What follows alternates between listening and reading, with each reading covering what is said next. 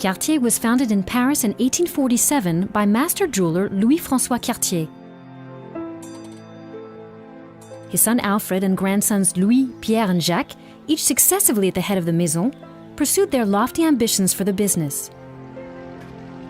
In 1899, Cartier opened its premises on Rue de la Paix, the prestigious cosmopolitan hub of a capital city which attracted famous figures from all over the world.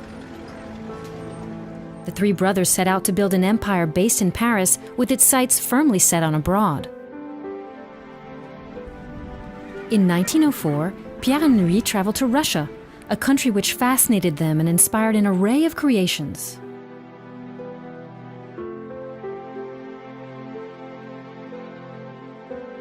Before long, the imperial family and Russian aristocracy were enchanted.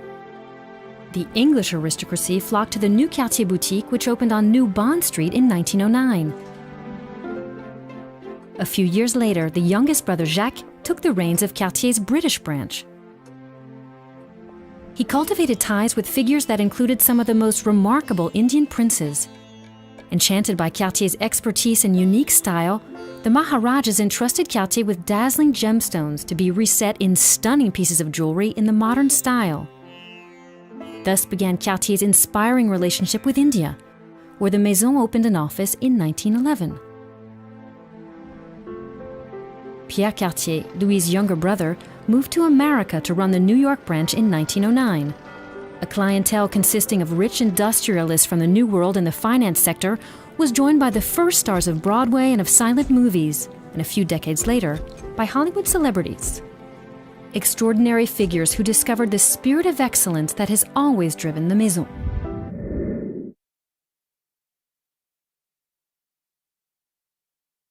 As the house's signature animal, the panther has always reigned supreme over Cartier designs. The elegant feline was used for the first time on a wristwatch, with the setting of the gems recreating the animal's fur. The panther sprung to life with the arrival of Jeanne Toussaint, who worked closely alongside Louis Cartier and was nicknamed La Panthère. Jeanne made her mark on Cartier design with her feminine elegance, independence, and free-thinking temperament. Cartier was the first jeweler to explore femininity through the metaphor of the panther. The motif soon became a key part of many Cartier designs. The bounding creature adorned powder boxes, cigarette cases, and vanity cases, to later appear on bracelets, necklaces, brooches, and other sumptuous jewelry. The panther became the object of all desires. A three-dimensional panther featured on a brooch was acquired by the Duchess of Windsor in 1948. The Duchess commissioned a second brooch the following year, featuring a platinum panther perched atop a cabochon sapphire weighing over 152 carats. She completed her collection with a fully articulated panther bracelet studded with onyx. Every rendering is a strikingly lifelike sculpture, a timeless, fearless emblem. The panther still stands as an icon of the House of Cartier.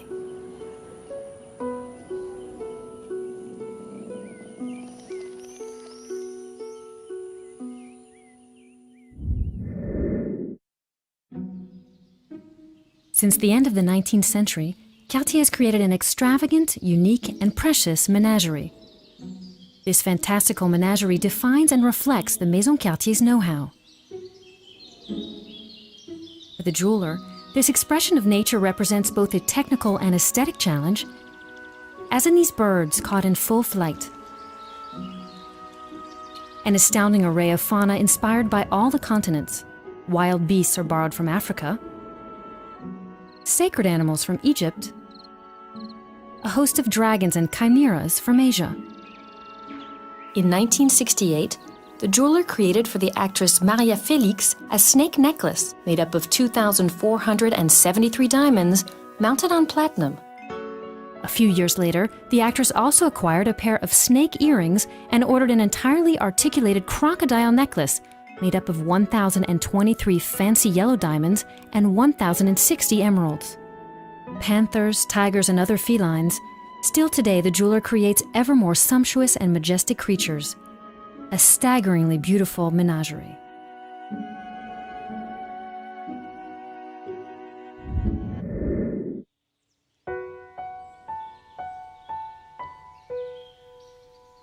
In the 19th century, the floral motif made its appearance in the Cartier story. This theme was enhanced by the garland style, marrying the sparkle of diamonds with the lightness of platinum to fashion the most precious compositions.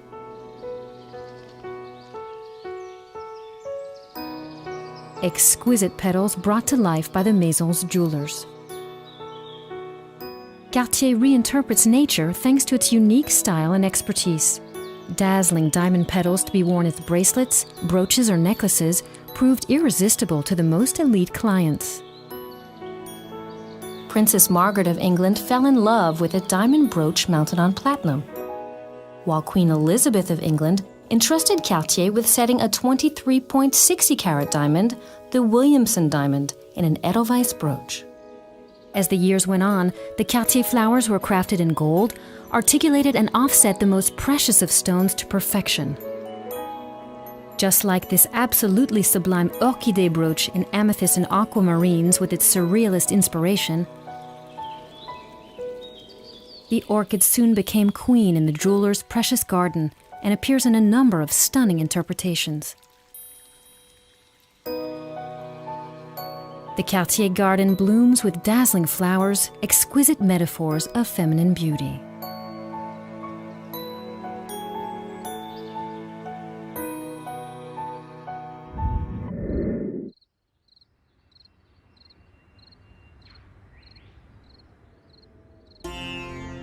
Jacques Cartier made his first journey through India in 1911. Fascinated by the richness of Indian civilization and its jewelry culture, he brought back not only spectacular precious stones from his travels, but also a wealth of inspiring, creative ideas. The Cartier brothers drew on the diversity of traditional Indian precious stones and figurative motifs to create a unique fusion of East and West.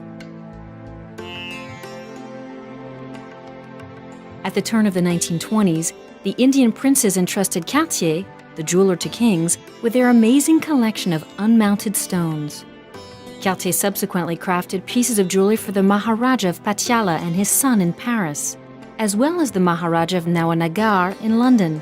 The jeweler sought inspiration from the pieces worn in traditional Indian parades and infused them with a modern twist. Enamored with the splendor of Indian jewelry, Cartier alone dared to experiment with unprecedented color combinations.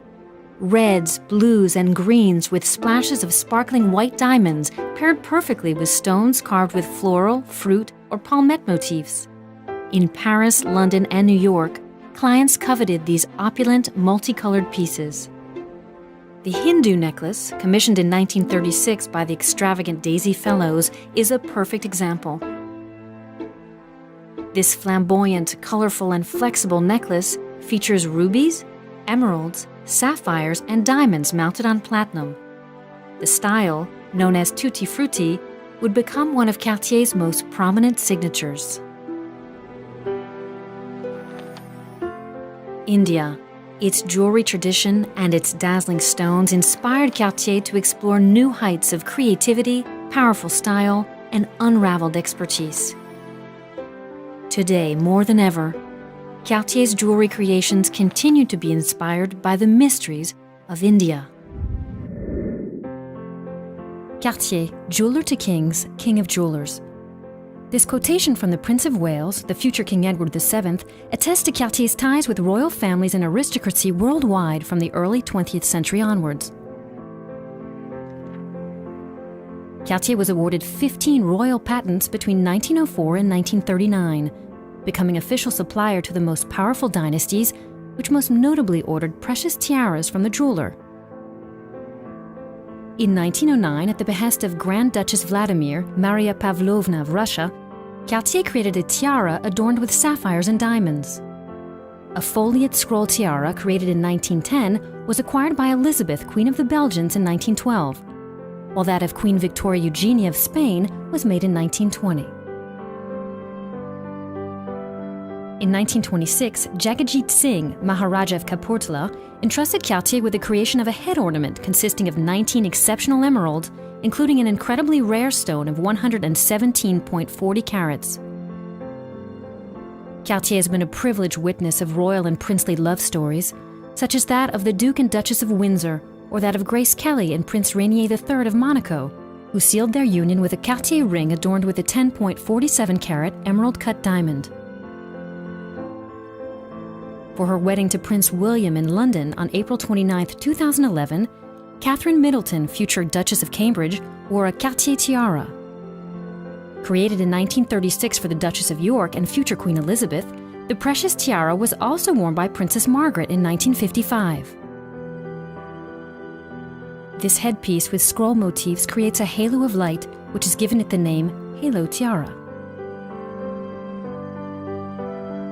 These rings, tiaras, and sets of jewelry are testament to an extraordinary dialogue between the jeweler and these historic personalities.